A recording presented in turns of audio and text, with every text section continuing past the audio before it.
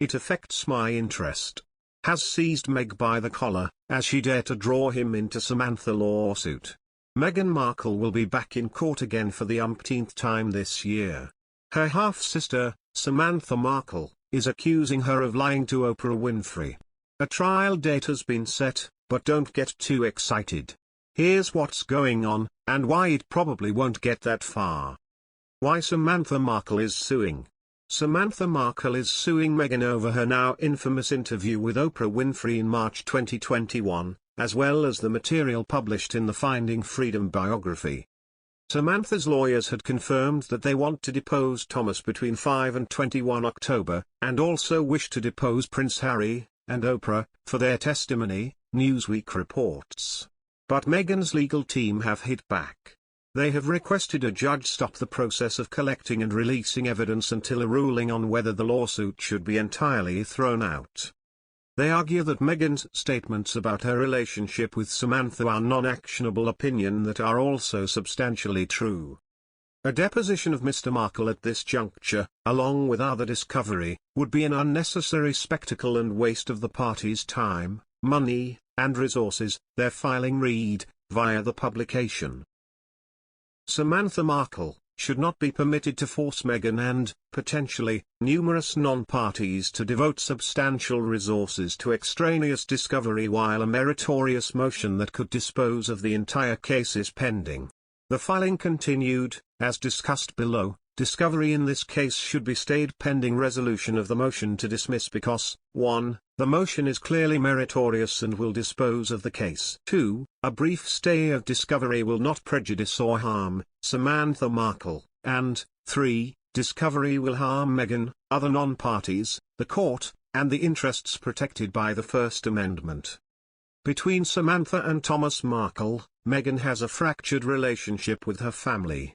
Both her sister and father have sided with the British tabloids and freely give hurtful interviews whenever they can.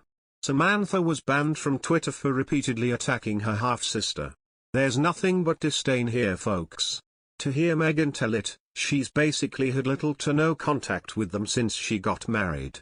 This hasn't stopped both of them from dragging her name through the mud every chance they get. Samantha is suing Markle for comments she made during the Winfrey interview, and for information in Finding Freedom. Meghan said she and Samantha were virtual strangers and she grew up as an only child. Samantha is calling these stories false and defamatory. Thomas is taking Samantha's side. What a headache. The date is set. Despite Meghan's lawyers' attempts to get the lawsuit dropped entirely, a Florida judge has set a trial date.